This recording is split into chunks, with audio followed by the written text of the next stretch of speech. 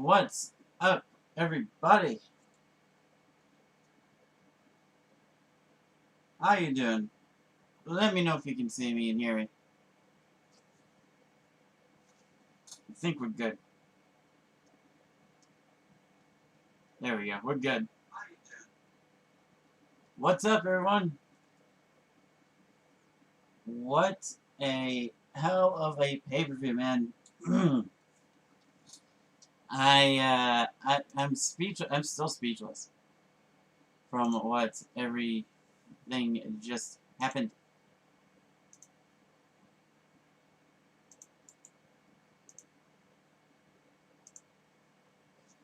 Oh man.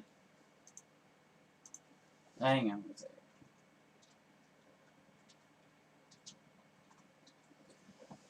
second. So, let's get into it, guys. We had SummerSLAM 2020 just finished. By the way, the documentary right after, it's been amazing so far. If you haven't watched it, go ahead and watch that. This is gonna be quick.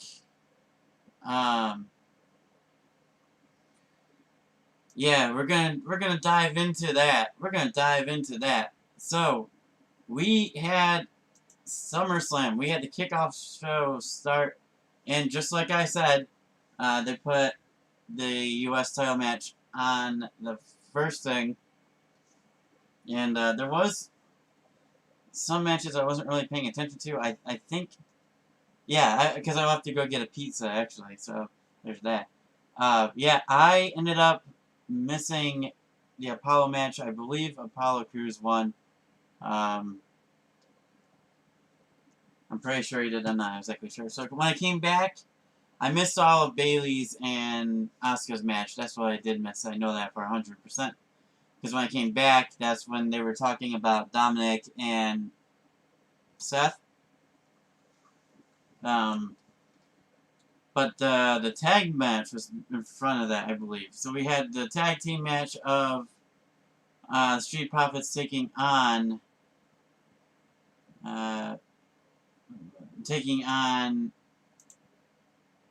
not the Vikingers. Who do they face? The Street Profits took on Garza and Andrade, and they retained the titles. I liked the entrance with the cups. That was pretty neat. The Dominic Rey Mysterio match, let me know if you guys enjoyed it. I enjoyed it. I actually enjoyed it. Yeah, holy yeah, I'm getting to that. Trust me, I'm eager to talk about that. Don't you worry. But we did have other things first, like the Dominic and Seth Rollins match. I thought that was really good. Moments that could have been better, yeah, but I think it was cool to have Ray kind of tied up with a handcuff and couldn't get to Dominic. Storytelling, that's what it was. Storytelling. Seth Rollins' gear looked really cool. Looked a lot like the Halloween Havoc gear that Ray wore way back when.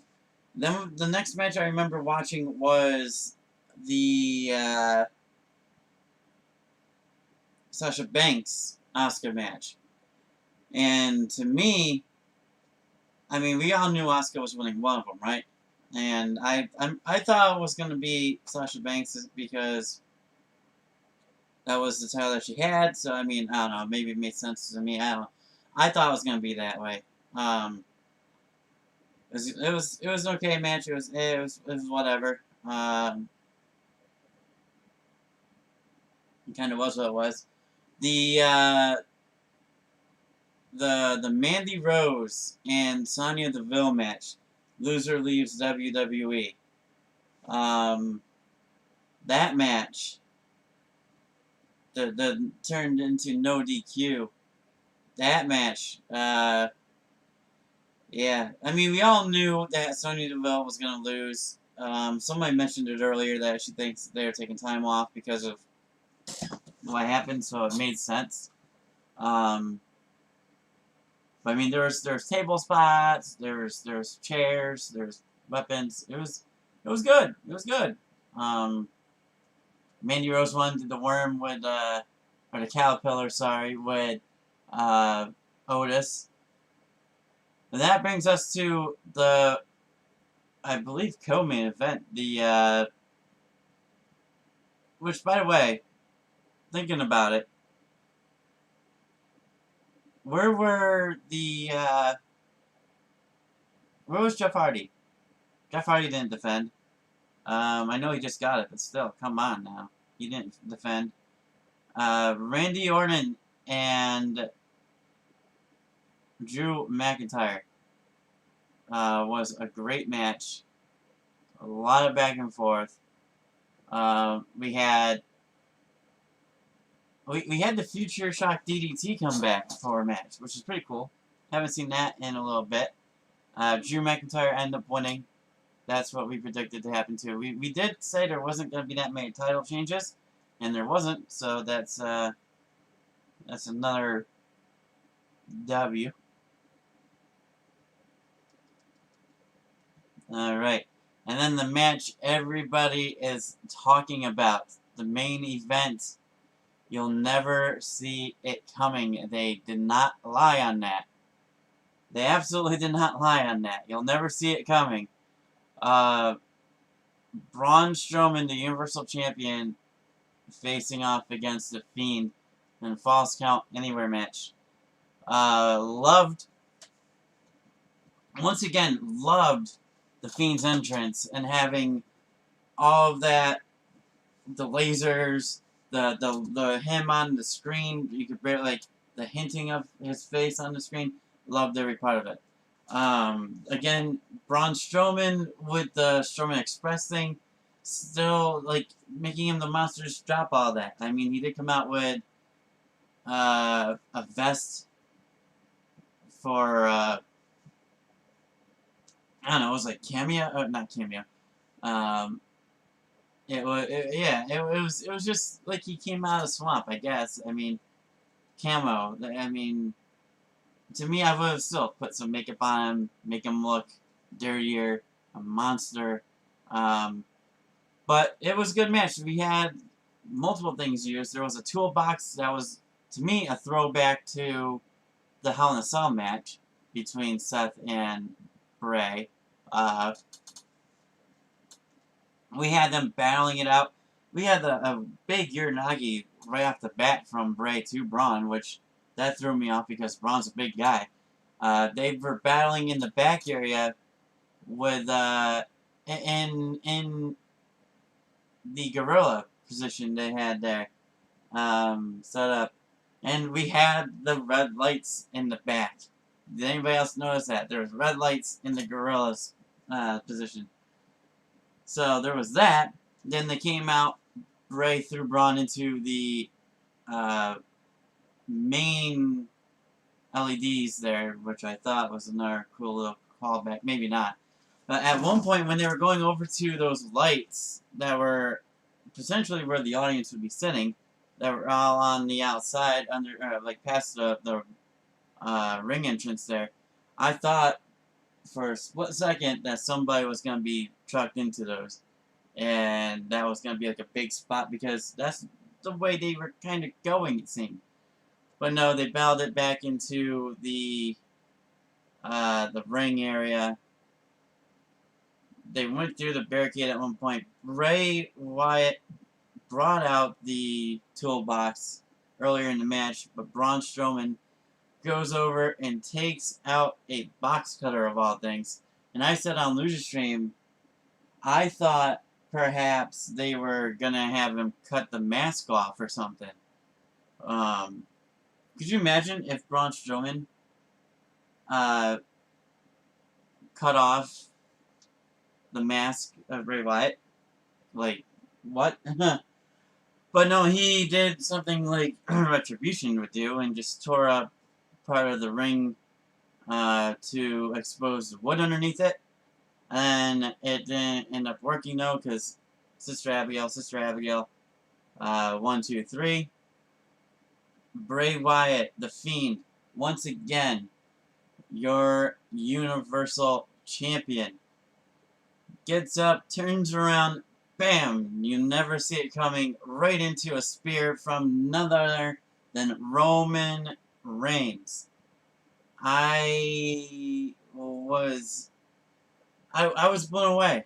So like I said earlier in the prediction video, I was gonna be on Luge PS3's watch along, and I was actually able to watch this match too with them, and it was me, kid behind the camera, and a couple others, and we were joking around, oh, like CM Punk Retribution, but then the spear happened. I thought for a split second maybe it happened. No, Roman Reigns spears. Yeah, he did look jacked. Speared the crap out of Roman. Went over, speared Braun Strowman on the outside, grabbed a chair, and I mean, this is a side of Roman Reigns we haven't seen in a long time. Fiend is 2-0 at SummerSlam. That is true. That's very true. But Roman Reigns completely destroyed Braun Strowman with that chair. What was it, like 10 chair shots? That was definitely not the face Roman Reigns that we were used to beating up Baron Corbin when they were battling with dog food on the line. This is a whole other side of Roman Reigns that we haven't seen in a long time. Moto, what's with those alerts? If you don't know what the alerts are, you don't really know Moto that well. That's Moto's thing. But Roman Reigns gets back into the ring, another spear, lifts up the title, and the show goes off the air. To me, that was an awesome show. The Thunderdome is working really well with the pyro, and the atmosphere, it feels way different than it did at the PC with the plexiglass and everything. It was amazing. Like, it was a great show, great finish. I'm not a fan of Roman Reigns. I'm not gonna be around the bush. I'm not a fan of Roman Reigns, and now we know why Bray Wyatt, the Fiend, won the title. It's obvious they're gonna make it Fiend versus Roman. Hopefully not Payback. That'd be way too damn quick. But give it time. I hope it's not spear. Here's the title to Roman Reigns. But it is what it is. Roman's back. I was not expecting to see Roman Reigns. They said the tagline, you'll never see it coming. No one. I looked and I did not see anybody predict Roman Reigns to come out. Some people said for there to be an interference in like the Randy Orton match or Sister Abigail. We didn't see Sister Abigail at all, quite frankly. But it was an excellent show.